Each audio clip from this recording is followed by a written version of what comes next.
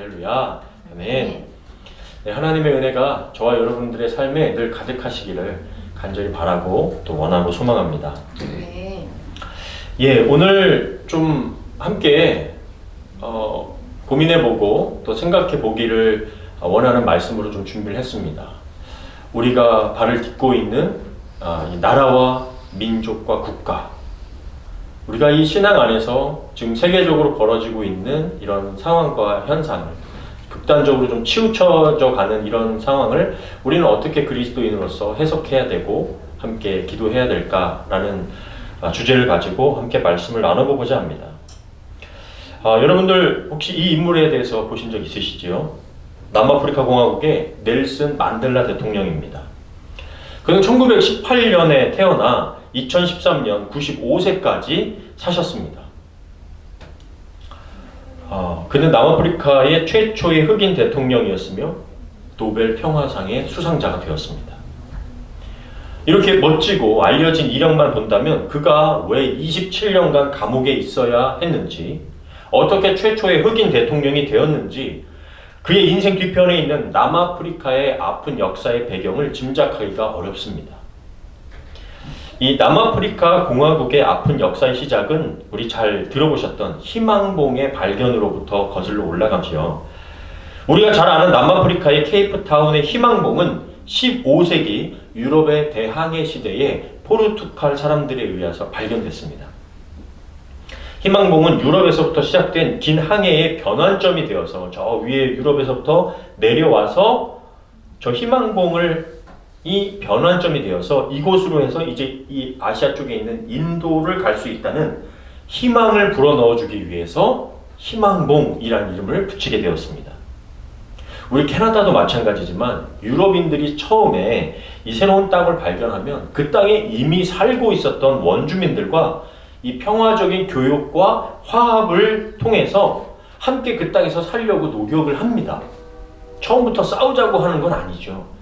그러나 이 탐욕으로 가득한 사람들이 점점 이주민으로 들어오기 시작하면서 더 많은 땅을 차지하려고 하고 그 지역에 있는 특산물을 취하여서 무역을 하기 시작하면서 수많은 원주민과 각 나라의 이주민들이 전쟁의 희생양이 되곤 합니다.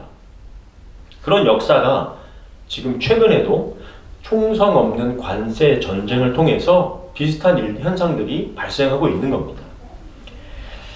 이 남아프리카에 살고 있던 원주민들은 자신의 땅을 침략한 네덜란드인과 영국인의 전쟁을 20년간이나 지켜볼 수밖에 없었습니다.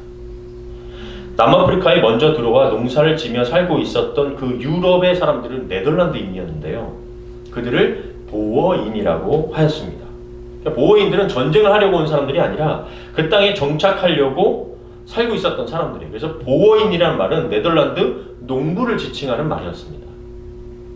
그런데 땅을 뺏기 위해 들어온 영국의 군대가 무력으로 그들을 내쫓으려고 하였고 결국 전쟁이 벌어질 수밖에 없었던 것이죠. 그 전쟁에서 누가 승리했을까요? 이 남아프리카가 어떤 나라의 손에 들어갔었죠? 영국입니다. 영국이 승리하고 먼저 들어와 살고 있었던 이 네덜란드 보호인들을 북쪽으로 내쫓았습니다. 또한 무기를 통해 그 땅에 이미 살고 있었던 원주민들을, 즉 흑인들이었죠. 그들을 노예로 삼기 시작했습니다. 이 당시 이미 유럽과 미국에서는요, 적게는 30년 전, 많게는 70년 전부터 먼저 흑인 노예제가 폐지되기 시작했습니다. 그런데 남아프리카 공화국은 여전히 흑인 원주민들을 노예로 부리는 정책을 가지고 있었는데 그것이 바로 아파르트헤이트라는 정책입니다. 남아프리카 공화국의 극단적인 인종차별 정책으로 비백인을 철저하게 탄압하고 백인들에게 특권만을 보장하는 정책으로서 이 아프리카 말로 분리, 격리라는 말이 바로 이 아파르트헤이트입니다. 백인들은 원주민이었던 흑인들을 마치 얼마 전에 있었던 그 가자 지구의 팔레스타인 사람들처럼 좁고 낙후된 지역으로 분리시켜서 흩어뜨려서 그 안에서만 살도록 하고 본래 자신들이 살고 있던 나라임에도 불구하고요, 흑인들은 외국인으로 처분됐습니다. 원래 살고 있었는데 그러면서 노동 착취, 열악한 환경의 무방비 상태로 방치시켜 버렸습니다. 이러한 모습 역시 현재 이스라엘과 팔레스타인에서 일어났을 뿐 아니라 과거 독일의 나치 정권 하에서도 나타났던 현상이었죠. 그런 시대에 태어난 사람이 바로 넬슨 만델라였습니다. 그는 아프리카 한 족장의 아들로 태어나서 공부할 수 있는 기회가 주어졌고요. 흑인 전용 학교에서 법학을 전공하여 흑인 최초로 변호사 사무소를 열었지만 흑인이라는 이유로요, 재판조차도 하지 못하거나 재판장에서 쫓겨나는 일들이 너무 많았습니다. 그러는 가운데 흑인들이 정부에 저항하다가 학살을 당하는 사건을 경험하고 남아프리카 공화국이 유엔의 경고에도 전혀 바뀌지 않는 모습을 보면서 넬슨 만델라는 비폭력으로는 되지 않는구나 라고 생각하고 무장투쟁을 결심하고 실행하다가 46살에 체포됩니다. 그러고 보니까 제 나이네요. 갑자기 그렇게 넬슨 만델라는 무기징역을 선고받고요. 국제사회의 노력으로 석방되기까지 27년간의 감옥 생활을 하게 되는 겁니다. 그는 감옥 안에서도 가만히 있지 않았습니다. 자신이 할 수 있는 일이 무엇인가를 고민하면서 전 세계 주요 인사들에게 도움의 편지를 보내서 세계 언론이 남아프리카 공화국의 이 아파르트헤이트 정책을 주목하게 한 겁니다. 그 후 1990년 그의 나이 70세가 되어서 석방되고요. 다시 정치에 참여하면서 남아프리카 공화국 최초로 흑인과 백인의 연합정부가 탄생하게 됩니다. 그리고 1993년이 되어서야 처음으로 남아프리카 공화국의 흑인들에게 투표권이 처음으로 부여됩니다. 1993년이 되어서요. 넬슨 만델라와 함께 차별 없는 정부를 구성한 백인 데클레르크 대통령은 그의 노력을 인정받아서 이렇게 함께 노벨 평화상을 수여받게 됩니다. 참 저도 이번에 이렇게 남아프리카 공화국 역사를 보면서 뭐 다 말씀드린 건 아닌데요. 정말 대단한 역사, 정말 고난의 역사를 지났구나라는 생각이 들었습니다. 이 넬슨 만델라 대통령이 더 존경받는 이유는 이런 역경을 이겨낸 것뿐만 아니라 자신에게 권력이 주어진 뒤에 그 힘으로 백인들을 억누르거나 복수하지 않았기 때문입니다. 그는 최초의 흑인 대통령이 된 뒤에 이런 말을 합니다. 남아공은 무지개 국가다 라고 말하면서 인간의 다양성과 존엄성을 인정하면서 화합과 평화를 위한 노력을 기울이기 시작합니다. 이것이 다른 무엇보다 넬슨 만델라 대통령이 칭송받는 이유였습니다. 물론 이 뒤에는 투투 주교라고 하는 분의 노력이 함께 종교적인 노력이 또 함께 어우러졌습니다.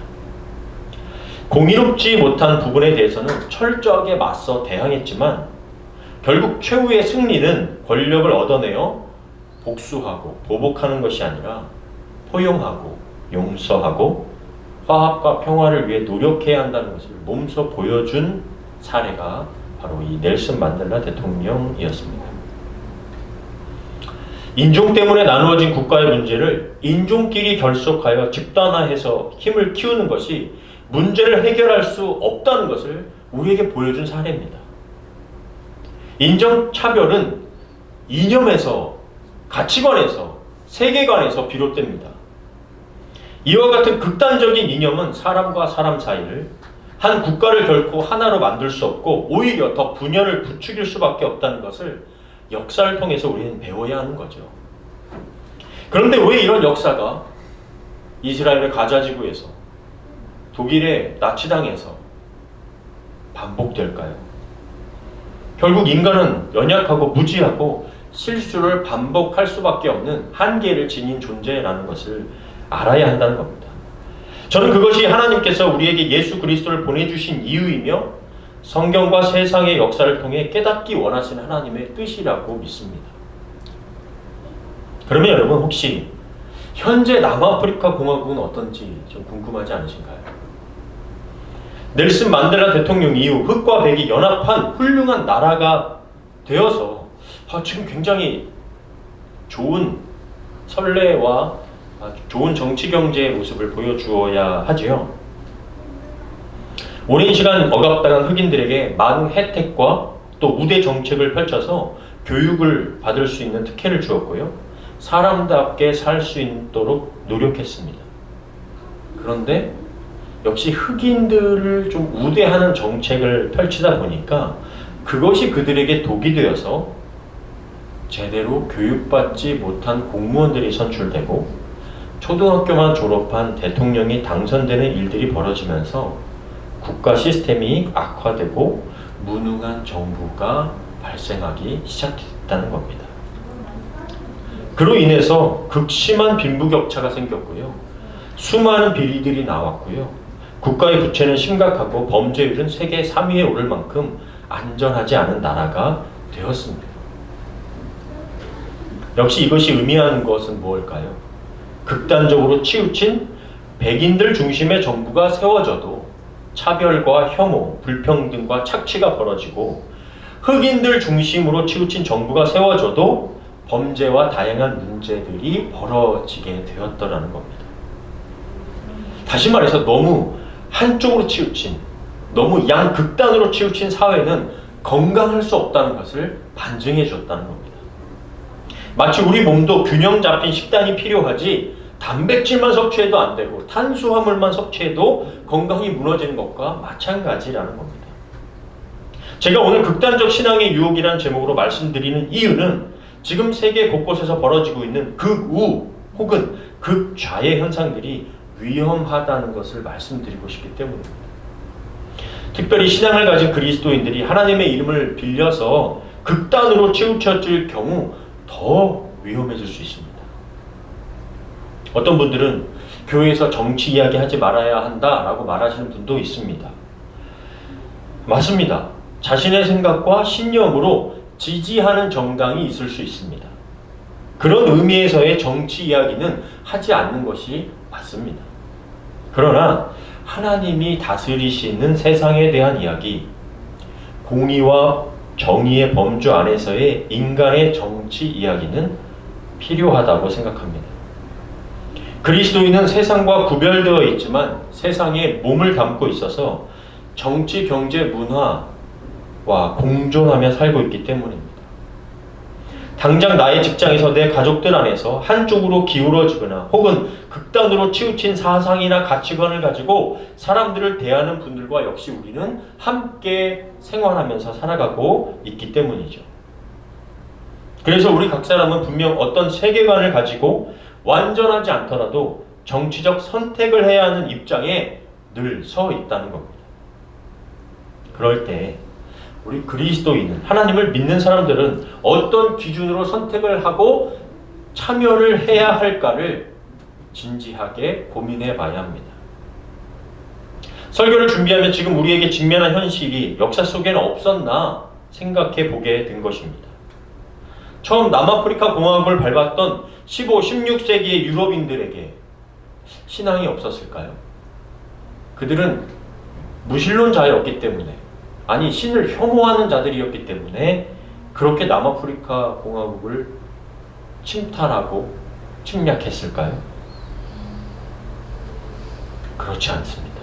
그 당시 15, 16세기의 대항해 시대에 유럽의 종교는요 딱 두 가지였어요. 가톨릭 아니면 개신교였습니다. 고민할 것도 없이요, 태어나면 둘 중 하나에 속하게 되어 있었습니다. 이미 대부분 우리가 흔히 말하는 모태신앙이었습니다. 그 당시 가톨릭과 개신교가 그렇게 큰 차이를 가지고 있지도 않았어요. 개신교라고 해도요 형식은 거의 가톨릭의 형식이었습니다. 그런데 그들이 남아프리카, 남미, 아시아, 북미 지역에 와서 벌인 일들을 너무 잘 아실 거예요. 십자가 목걸이를 한 신부가 교육이라는 목적을 가지고 캐나다의 원주민 자녀들을 부모와 격리시켜서 추위와 배고픔 속에 방치하여 수많은 아이들이 외로움 속에서 다시는 집으로 돌아가지 못하는 일들이 너무 많았죠. 여전히 밝혀져야 하는 부분이 있지만 유럽의 군함을 타고 선교사들이 함께 원주민들이 살고 있는 지역, 중국, 일본, 한국뿐만 아니라 남아메리카 수많은 지역으로 십자가를 앞세워 들어가기도 했습니다. 좋은 일들을 한 부분도 있지만 한편으로 끔찍하고 아픈 역사들이 신앙과 계몽의 이름으로 행해졌습니다. 세계 1, 2차 대전을 벌인 유럽은 가톨릭과 기독교의 나라입니다. 우리가 보고 있는 성경을, 우리가 믿는 하나님을 똑같이 믿었던 사람들입니다. 우리도 그런 일을 벌이지 않을 수 있다라고 장담할 수 없는 거죠. 600만 명을 죽인 히틀러도 루터교의 신자였어요.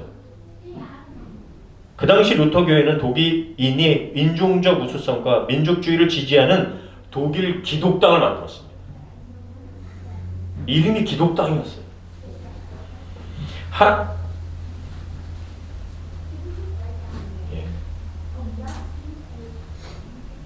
하나님의 이름을 앞세워 무고한 사람들을 가스실과 총칼로 무자비하게 죽였죠. 독일뿐만이 아닙니다. 남아프리카 공화국 제국주의 시대의 유럽과 일본의 모습을 보면서 그들의 종교와 그들의 행동은 전혀 상관없이 움직여졌다는 것을 확인할 수 있게 되죠. 그것이 신앙을 가지고 있으면서도 극단적 이념에 치우친 맹신자들의 모습이 될 수 있다는 것을 우리는 깨달아야 합니다. 우리가 맹신이라고 하는데 맹신의 뜻은 덮어놓고 믿는 겁니다. 하나님의 이름만 부르는 지도자가 있으면 그 사람이 무슨 일을 하든 무슨 말을 하든 덮어두고 인정해주는 그런 신앙, 맹신은 사이비 종교에서 나타나는 현상이죠. 그럼 2025년 현재를 살아가는 사람들의 모습은 과거의 역사의 실수를 반복하지 않는 변화가 있습니까? 러시아 정교회 신자인 푸틴 러시아 대통령은 왜 이렇게 3년 동안 전쟁을 벌이고 있는 걸까요? 그가 벌이고 있는 전쟁은 무엇을, 누구를 위한 전쟁이죠? 그가 얼음물에 들어갈 정도로 고백하는 하나님에 대한 신앙은 도대체 누구를 위한, 무엇을 위한 신앙의 표현인가요? 미국 개혁교회 신자인 트럼프가 하는 최근의 행보는 정말 예수님을 믿는 사람이라는 생각과 모습이 비춰주고 계신가요? 미국만을 위한 관세 전쟁의 모습은 중고등학교 시절 제가 어두운 골목에서 너 주머니 뒤져서 나오면 배머리 한 대씩이야 라고 말했던 깡패와 비슷해 보이는 건 저만 느끼는 마음일까요? 그리고 교회 가서 엎드려 기도하면서 하나님 오늘도 굶지 않고 배부르게 해주셔서 감사합니다 라고 기도하고 있는 건 아닐까요? 국민에게 군대를 동원하여 자신의 정치적 의도를 보이려는 행위도 하나님의 계획 안에 포함될 수 있는 걸까요? 누군가는 애굽의 바로의 마음을 완악하게 한 것도 하나님의 섭리이기 때문에 그것과 비슷한 것이다 라고 말씀하실 수도 있겠습니다. 이런 말씀을 드리는 것은 자신의 국가와 국민을 위한 것이 중요한 만큼 다른 나라의 국가와 국민들도 하나님의 뜻 안에서는 똑같이 중요하기 때문입니다. 그럼 우리가 이렇게 그리스도인으로서 정치를 생각할 때 하나님의 공의와 정의가 무엇일까를 먼저 우리 가운데 정립을 해야 할 필요가 있습니다. 그 정의와 공의는 도대체 뭘까? 성경에서 공의와 정의가 무너졌다고 할 때 하나님께서 이렇게 강조하시는 부분이 도대체 뭘까를 정의해 봐야 됩니다. 네 가지로 성경에서는 공의와 정의가 무너졌다라고 표현합니다. 첫째는요, 약자들이 억압당할 때입니다. 가난한 자, 나그네, 고아, 과부들이 사회에서 학대당하고 억압당하는 겁니다.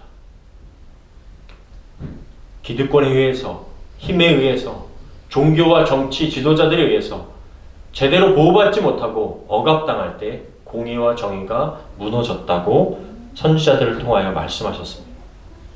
두 번째는 부패한 재판입니다. 뇌물을 받고 악인을 의롭다 하고 자기의 학연, 지연, 혈연 등에 의하여 재판을 굽어지게 하는 것, 선한 자들이 억울하게 권리를 빼앗기는 것, 그때 공의와 정의가 무너졌다라고 말씀하셨습니다. 세 번째는 불이한 경제 구조입니다. 부당한 이익을 탐하고 노동자들이 마땅히 받아야 할 품삯이 착취를 당하는 것입니다. 그때에 하나님께서는 공의와 정의가 무너졌다라고 말씀하셨습니다. 마지막은 바로 위선적인 신앙입니다. 종교 행위는 있지만 마음은 없는 겁니다. 하나님에 대한, 우리 주님에 대한 마음 없는, 사랑 없는 종교 행위만 남아있을 때 공의와 정의가 사라졌다라고 말씀하셨습니다. 그리스도인이라면 최소한 이러한 성경의 기본 정신을 바탕으로 국가의 정의가 바로 세워지도록 우리는 정치에 참여해야 되고 선택과 집중을 해야 되는 것이죠. 그런 의미에서 우리 예레미야 22장 3절 말씀, 여호와께서 이와 같이 말씀하시되 너희가 정의와 공의를 행하여 탈취당한 자를 압박하는 자의 손에서 건지고 이방인과 고아와 과부를 압제하거나 학대하지 말며 이곳에서 무죄한 피를 흘리지 말라라고 말씀하고 있는 겁니다. 또한 성경에서 왕으로 세워진 자들은 자신의 권세 위에 진정한 권세이신 하나님께서 나를 청지기로 세우셨다는 겸손의 신앙이 필요합니다. 자신을 세우신 분이 참 왕이시라는 겸손이 상실되면 아무리 나라가 부귀의 영화를 누려도요, 그는 악한 왕이다, 악한 왕이었다라고 평가를 받았습니다. 즉 무조건 왕이 되었다고, 무조건 대통령이 되었다고 하나님께서 선택하신 사람, 하나님의 사람이 아니라는 겁니다. 하나님의 뜻에 맞게 살아낼 때에야 하나님의 사람이 되는 거죠. 무조건 주여 주여 하나님 한다고 다 신앙인이 아니고 다 목사가 아니든 말입니다. 최근 이런 극단적 이념으로 치우친 모습이 세계 곳곳에서 나타나는 것은 참으로 염려되고 위험한 일입니다. 독일 과거 나치를 지지했던 독일 우파 정당이 반이민 정서 때문에 이번에 79년 만에 승리를 거두었다는 소식. 미국 공화당의 극우적인 모습 또한 한국에서 극우 지지자들의 모습은 이것은 우파냐 좌파냐를 떠나서 매우 불안한 모습을 보여주는 것입니다. 우와 좌로 나누어진 사람들의 대화를 보면 서로에 대한 미움과 반대의 이유도 정확하지 않으면서 그냥 흙과 백으로 나누어서 서로를 수용하지 않는다는 이념 전쟁이 벌어지고 있는 것이죠. 내가 죽거나 없어지지 않으면 내가 죽는다는 식의 태도는 백인이 흑인을 차별하고 억압하는 것과 다르지 않습니다. 그런 가운데 광화문과 각 지방과 장소에서 하나님의 이름을 들먹이고 예배를 드리고 북한 빨갱이들을 무너뜨려 달라고 하나님께 기도를 합니다. 여러분 정말 이런 기도를 하나님께서 응답하실까요? 이와 같은 극단적인 모습 안에는 평화는 길을 잃어버렸고 기독교의 사랑의 노래는 시궁창의 냄새로 변질되어 버린 것이지 않겠습니까? 여러분 도대체 우리가 믿는 복음은 무엇이죠?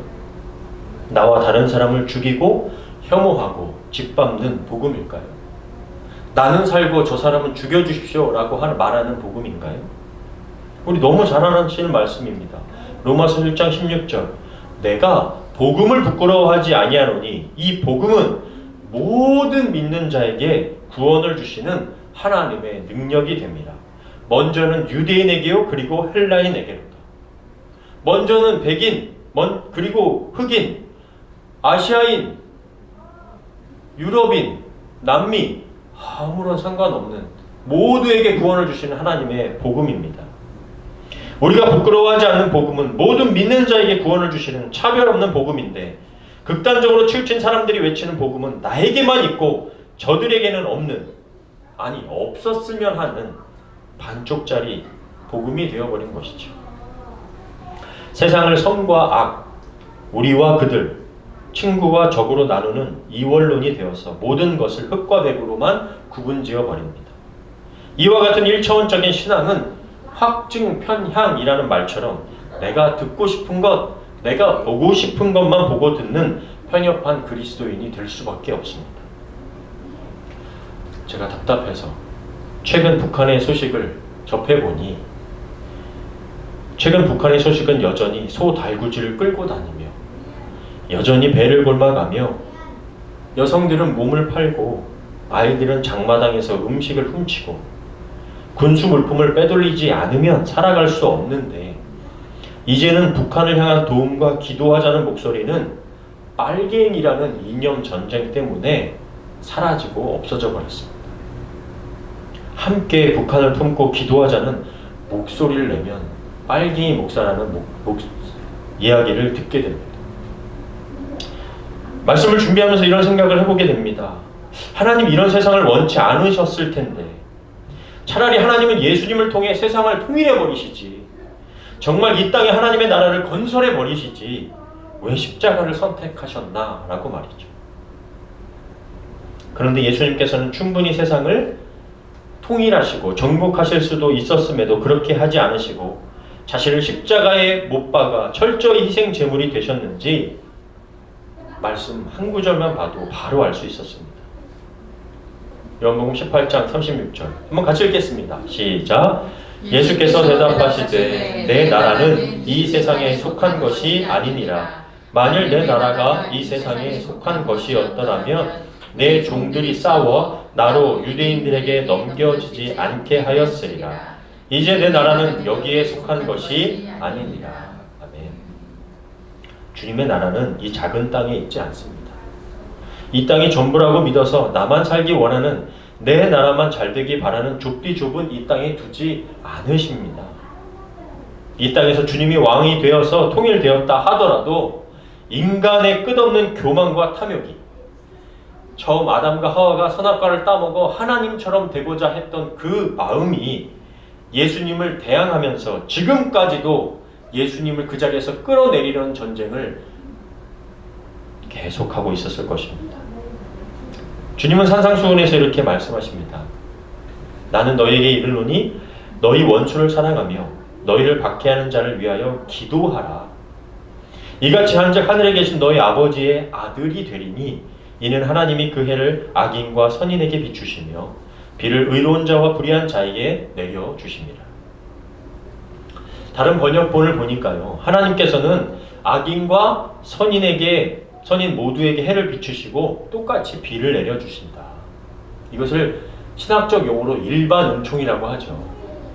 그러나 원수를 사랑하고 너희를 핍박하는 사람들을 위해 기도하는 것은 하나님 아버지의 자녀된 도리다. 믿는 사람들이 해야 될 것, 극단적 이념에 치우쳐서 빨갱이라고, 꼴통 보수라고 손가락질 할 게 아니라 하나님의 자녀된 도리로 그들을 품고 기도하며 하나 될 수 있도록 애쓰는 거다. 여러분, 우리도 우리와 의견이 다르고 반대하는 자를 미워하는 자들을 향해서 똑같이 미워할 수 있습니다. 원수처럼 여길 수 있어요. 무기 들고 싸울 수 있습니다. 시원하게 욕 한 바가지 할 수 있습니다. 그리고 그렇게 해야 될 때가 있습니다.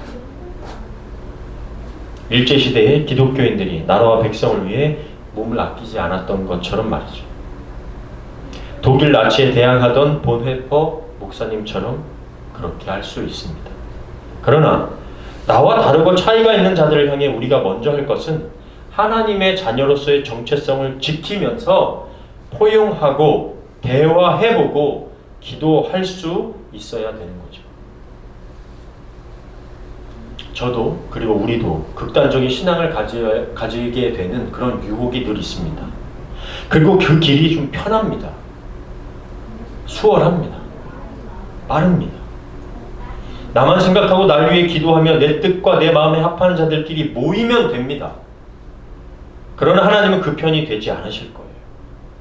그 모임에 하나님은 가시지 않으실 거예요. 따라서 그리스도를 따르는 신앙이 이념에 종속되지 않도록 우리는 늘 깨어있는 신앙이 필요합니다. 하나님은 원수를 사랑하고 핍박하는 자, 나와 반대편에 있는 자, 나와 생각이 다른 자, 때로 나를 미워하는 자를 위해 기도하는 자리에 함께 하실 것이고 그 자녀의 기도에 귀를 기울이실 겁니다. 하나님께서 나를 사랑하셨다고 믿는 만큼 나와 반대편에 있는 자, 나와 피부색과 문화가 다른 자를 사랑하고 계시기 때문입니다. 좌파의 하나님이냐 우파의 하나님이냐가 아니라 무엇이 더 하나님의 뜻과 마음에 맞는 것인가, 누가 그들을 세웠고 그 세우신 분의 뜻에 부합하는 것일까 지혜를 구하며 기도해야 할 때입니다. 무엇이 하나님의 나라의 시민과 자녀가 선택할 수 있는 것일까? 우리에게 필요한 것은 더 극단적인 신앙, 더 결집된 신앙이 아니라 균형 잡힌 신앙으로 사랑과 평화와 정의를 실천하도록 노력하는 것입니다. 하나님을 믿는다고 하는 사람들도 시작은 다 그렇게 기도하고 시작했을지도 모릅니다. 그런데 성경을 나에게 맞추어서만 읽지 않고 하나님께서 정말 원하시는 것이 무엇인지 조금만 더 생각해 본다면 신앙을 앞세우면서 극단적으로 치우쳐지지 않을 것입니다. 왜냐하면 하나님의 이름을 앞세워 돈이 목적되어 움직이는 것, 하나님의 이름을 앞세워 권력을 탐하는 것, 하나님의 이름을 앞세워 자신이 높아지는 것은 이미 하나님이 떠난 사람, 하나님이 떠난 자리입니다. 저는 과감하게 말씀드리면 어떤 인간도 이 땅에 하나님의 나라를 세울 수 없다고 확신합니다. 어떤 인간도 그렇게 할 수 없습니다. 이미 종교 개혁가들 중에서도 그런 시도를 해봤던 사람들이 있습니다. 한 지역을 완전히 개신교로 만들어서 이단의 요소만 조금만 있어도 다 화형시켜버리기도 했습니다. 그런데 그런다고 하나님의 나라가 이루어지지 않았습니다. 바울, 베드로, 요한, 야고보도 예수님의 12제자도 하지 못했고 종교 개혁가들도 못했고 심지어 예수님도 이 땅에서 보여지는 국가를 세우지 않으셨습니다. 그런데 하나님의 나라를 이 땅에 세운다고 목소리를 높이는 사람들이야말로 극단적 이념에 치우친 사람들이며 종교를 앞세워 전쟁을 벌이면서 거룩한 전쟁이라고 말할 사람들이 가능성이 높습니다. 예수님은 하나님의 뜻을 이루기 위해 죽으셨습니다. 그분이 메시아이심을 믿고 주님의 길을, 주님이 지신 십자가를 따르기로 한 제자와 성도라면 오히려 자신과 자신의 집단이 살려고 더욱 발버둥치는 자들이 아니라 하나님을 향해, 이웃을 향해 용서하고 포용하고 희생과 죽음을 선택하는 것이 오히려 더 하나님이 원하시는 바른 신앙이라 믿습니다. 하나님의 나라가 주님의 사랑으로 우리 가운데 임하신 것처럼, 그분의 사랑이 우리를 하나님의 자녀로 살게 하시는 것처럼 우리도 극단적 이념 속에서 이웃을 향해 칼과 창을 겨누지 말고 사랑으로, 포용으로, 화합으로 나아가는 길을 깊이 숙고할 수 있는 이 시대의 그리스도인들이 다 되실 수 있기를 주님의 이름으로 간절히 축원합니다. 아멘.